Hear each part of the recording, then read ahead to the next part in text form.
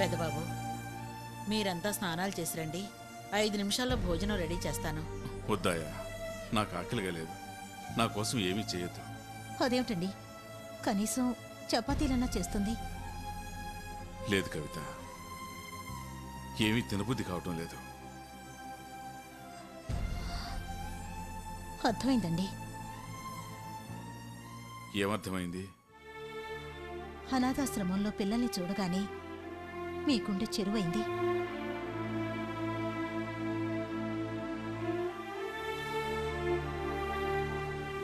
ఏమండి, ఈ సమయంలో మన ఇంట్లో బిడ్డ కేరింతలు వినాల్సిన అదృష్టం మనకి దూరం అయిపోయింది కదండి.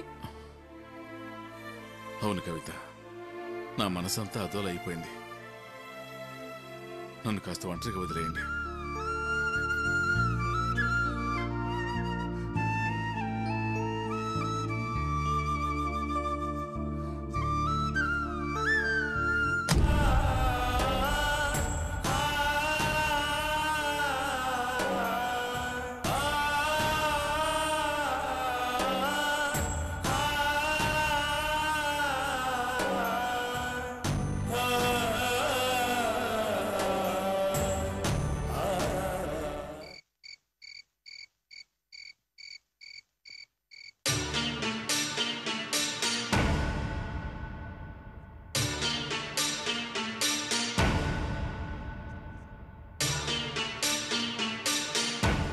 నాయనమ్మా, టైం 11 దాటింది.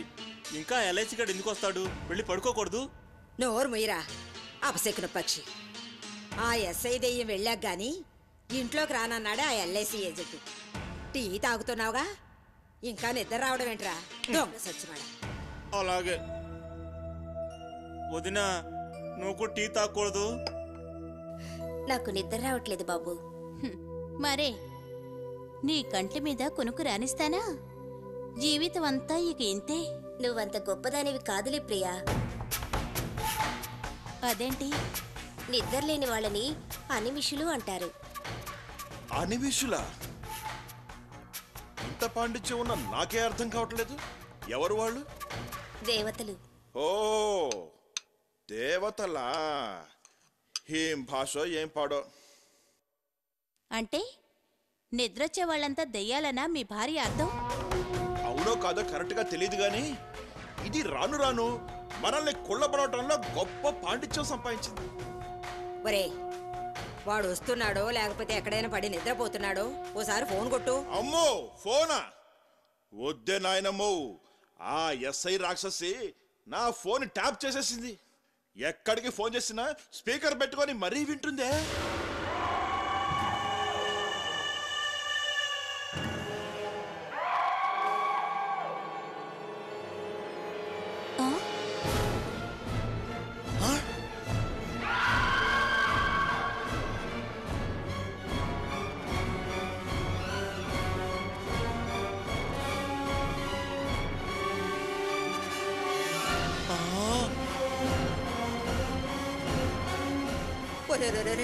వాడు దొంగలా ఉన్నాడురా.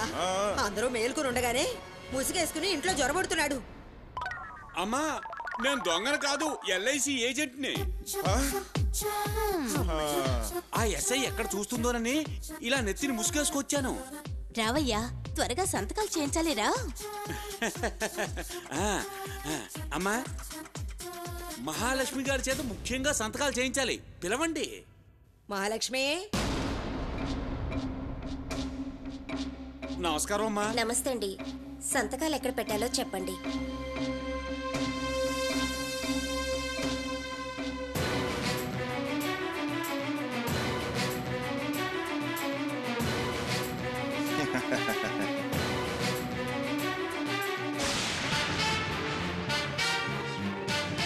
వదినా, ఇది అన్యాయం వదినా, నువ్వు సంతకం పెట్టద్దు. వద్దు వదినా, పెట్టద్దు. మరేం భయపడకు బాబు, నా తాళి గట్టిది, మీ అన్నయ్యకి ఏం కాదు.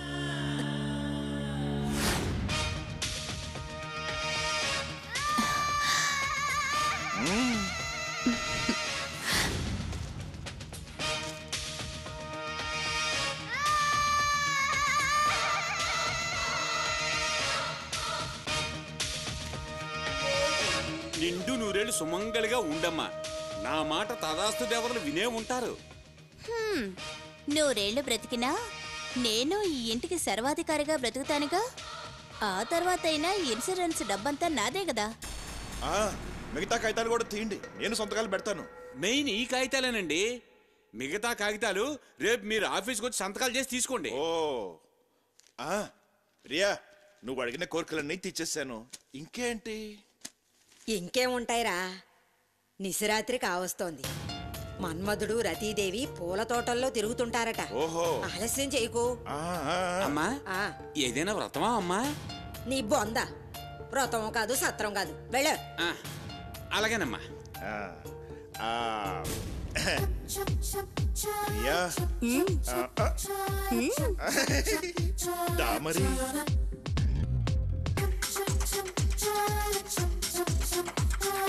ఆగండి. ఇంకా ఏంటి? మీకంటూ ఇంతమంది మీ వాళ్ళున్నారు. నాకు కనీసం ఒక్కళ్ళైనా నా వాళ్ళు కావాలిగా. దానికే ఉంది, అయిన వాళ్ళు ఎవరున్నట్టు పిలుచుకో. ఎంతమంది తిన్నా తరగదు మా ఇంట్లో. థ్యాంక్స్. ఒక్క రింగిస్తే చాలు, రెడీగా బయటే ఉన్నారు. అయితే ఇంకెందుకు, ఫోన్ చెయ్యి.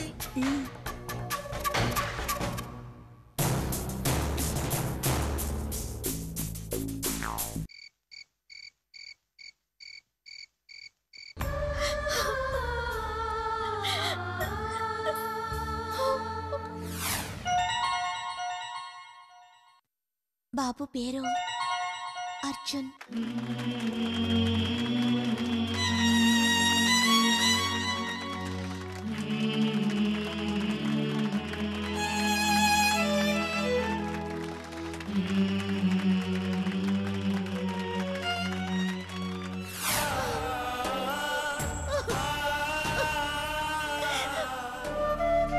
కవితమ్మా, నువ్వైనా కాస్త ఎంగిలి పడమ్మా. వద్దాయా, నా మనసేం బాగోలేదు. తరంగిణికేం కావాలో చూడు. అలాగేనమ్మా.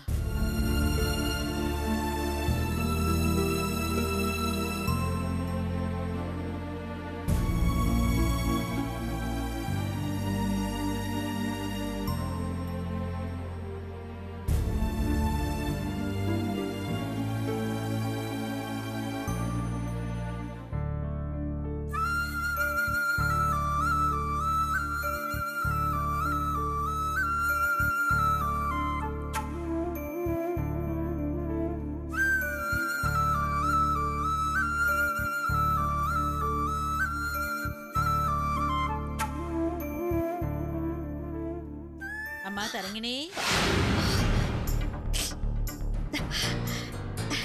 ఆయా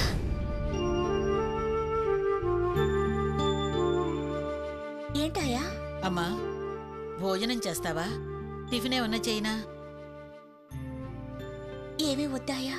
అదేంటమ్మా, పెదబాబు కవితమ్మ కూడా ఏమీ వద్దంటున్నారు. ఇలాగైతే ఎలాగమ్మా? అత్తయ్య మావయ్య కూడా భోజనం వద్దన్నారా? అవునమ్మా, ఆశ్రమం నుంచి వచ్చిన తర్వాత వాళ్ళిద్దరూ అదోలా అయిపోయి భోజనం కాదు కదా, టిఫిన్ కూడా వద్దంటున్నారు. ఆయా, నువ్వు నన్నే కాదు వాళ్ళని భోజనం చేయమని మళ్ళీ మళ్ళీ అడక్కు. అదేంటమ్మా? అవునయ్యా, అంతమంది బిడ్డల్ని అనాథలుగా చూసిన వాళ్ళకి నాకు మరింట్లో ఏ బిడ్డ లేకుండా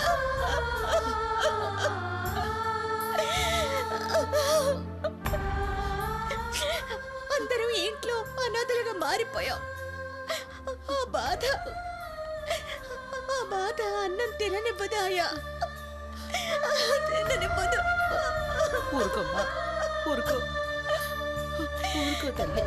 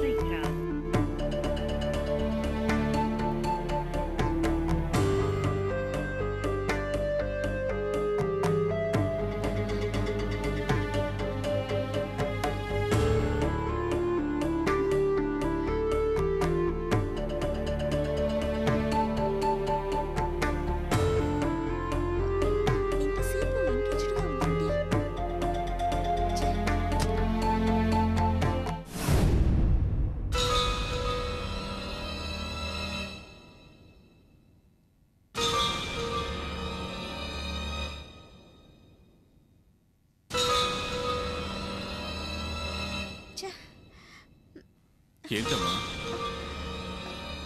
ఈ పూట సైట్కి వెళ్ళక్కర్లేదా?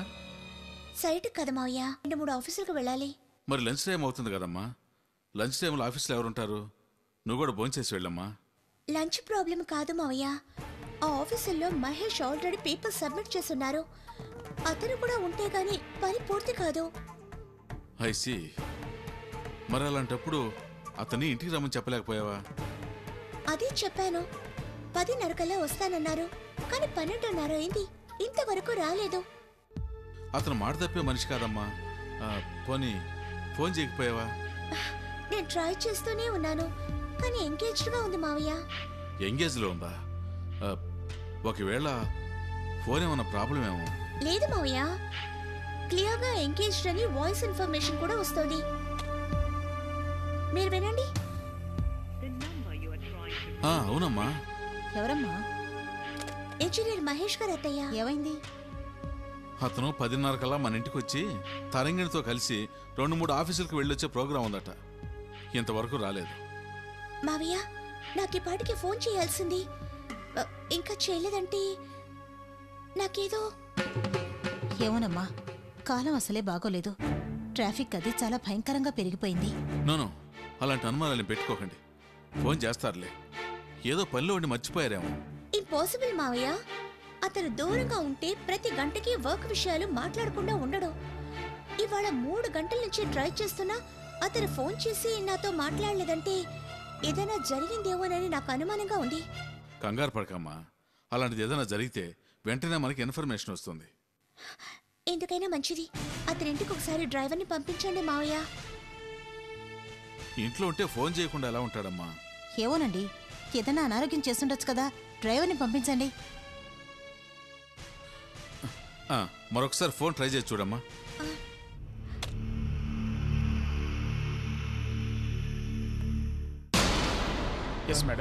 ఏంటండి, 10:30కి వస్తానన్నారు, ఇంకా రాలేదు. పైగా కనీసం ఫోన్ కూడా చేయలేదు. ఏమైంది అసలు? ఎక్స్క్యూజ్ మీ మేడం, 10:30 కల్లా మీ దగ్గరికే బయలుదేరాను. కానీ దారిలో మున్సిపల్ ఇంజనీర్ కలిసి మన కాగితాలు రెడీ అయ్యాయట, వచ్చి తీసుకెళ్ళమన్నాడు. అతనితో వెళ్ళాను. అతని ఇంట్లో చెల్లి పెళ్ళట. బంధువులందరినీ పిలవడానికి నా సెల్ ఫోన్ వాడుకున్నాడు. ఒక్క క్షణం ఖాళీ ఇవ్వకుండా చేస్తూనే ఉన్నాడు. ఇదిగో ఇప్పుడే బయటపడ్డాను. వాళ్ళ ఆఫీస్ నుంచైనా ఫోన్ చేయొచ్చుగా. అదే అనుకున్నాను మేడం, కానీ కార్పొరేషన్ పని అయిపోయింది. రిజిస్టర్ గారు పైగా ఊళ్ళో లేరు. అంచేత మీరు బయలుదేరాల్సిన పని లేదని ఫోన్ చేయలేదు. అసలు ఏం జరిగిందో తెలియక నేను ఎంత టెన్షన్ పడ్డానో తెలుసా? సారీ మేడం, కనీసం ఇవాళైనా మిమ్మల్ని డిస్టర్బ్ చేయకపోతే రెస్ట్ తీసుకుంటారనుకున్నాను. సో ఇవాళ మీరు సైట్కి రావాల్సిన పని లేదు, నేను కూడా వెళ్ళాల్సిన అవసరం లేదు. Kindly take rest madam. Thanks. ఏంటమ్మా, ఏమంటున్నాడు? కార్పొరేషన్ ఆఫీస్ పనికి వెళదాం అనుకున్నాం, ఆయనే ఆ పని పూర్తి చేశారు. మిగతా ఆఫీసులకి ఇవాళ వెళ్లాల్సిన అవసరం లేదట. ఆ విషయం మహేష్ ఫోన్ చేసి చెప్పొచ్చు కదమ్మా. ఫోన్ చేస్తే నేను డిస్టర్బ్ అవుతానని, కనీసం ఈ రోజైనా రెస్ట్ తీసుకుంటానని ఫోన్ చేయలేదన్నారు. It's nice of you. మనిషి డ్యూటీ మైండెడ్ మాత్రం అనుకున్నాను. బాస్ బాగోగులు కూడా ఆలోచించే మనిషి అన్నమాట. అవును మావయ్య, సాధ్యమైనంత వరకు నాకు తిరిగే శ్రమ తగ్గించి ఆయనే తిరుగుతుంటాడు. అయితే ఇవాళంతా నువ్వు రెస్ట్ తీసుకోవచ్చు కదమ్మా. మహేష్ కూడా అదే అడ్వైజ్ చేశాడు కవిత. అవును మావయ్య, ఇవాళ ఎక్కడికి వెళ్ళను. మీ అందరితో పాటు ఇంట్లోనే ఉంటాను.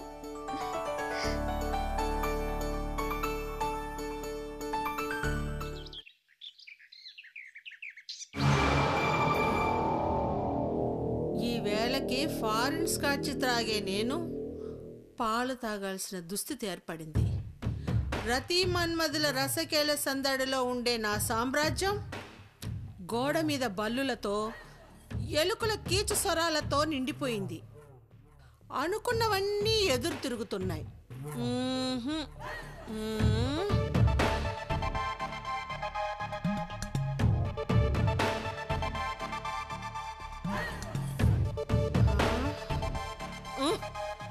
మయసభలో దుర్యోధనుడే నాకంటే బెటర్. ఏమిటి గతి? ఎన్నాళ్ళకి దౌర్భాగ్యం? ఎప్పుడు నాకు విముక్తి? ఎప్పుడు ఎప్పుడు?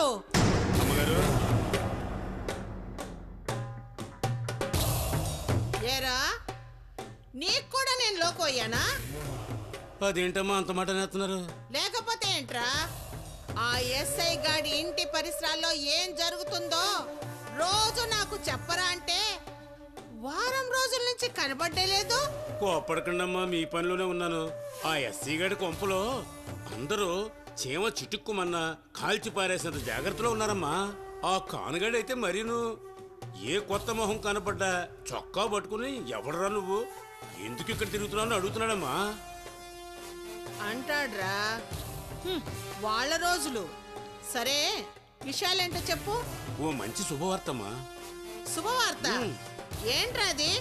ఆ ఎస్ఐ మానసుని పెళ్లి చేసుకోవాలని నిర్ణయించుకున్నాడమ్మా.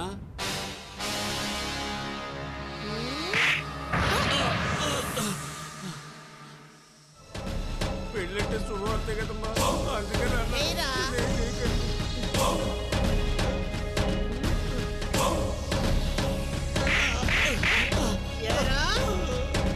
వాళ్ళు పెళ్లి చేసుకోవడం శుభవార్త ఎలా అవుతుందిరా? నీ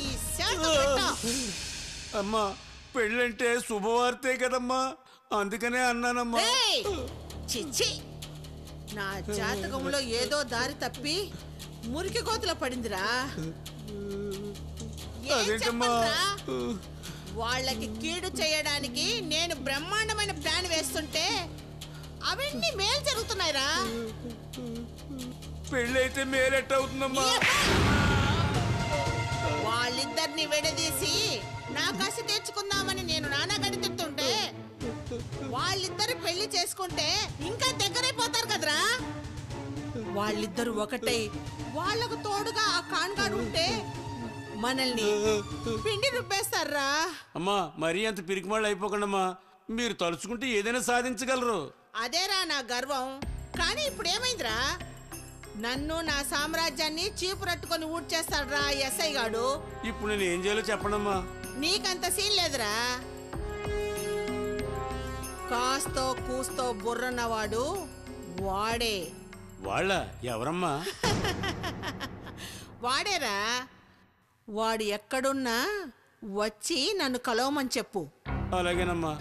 అమ్మా, వాడు చేసే పని నేను చేయగలనేమో, నాకు ఒక అవకాశం ఇవ్వండమ్మా.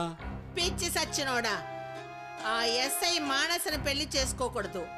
ఆ పెళ్లిని ఎలాగైనా ఆపాలి. నువ్వు ఆపగలవా? ఆపగలవా? అమ్మో, ఆ కానుగాడు నన్ను అనుమానిస్తున్నాడు. అటేపు వెళితే నా తోలు తీసేస్తాడు. అందుకేరా వాణ్ణి పిలవమని చెప్పింది. వస్తానమ్మా. ఆగో,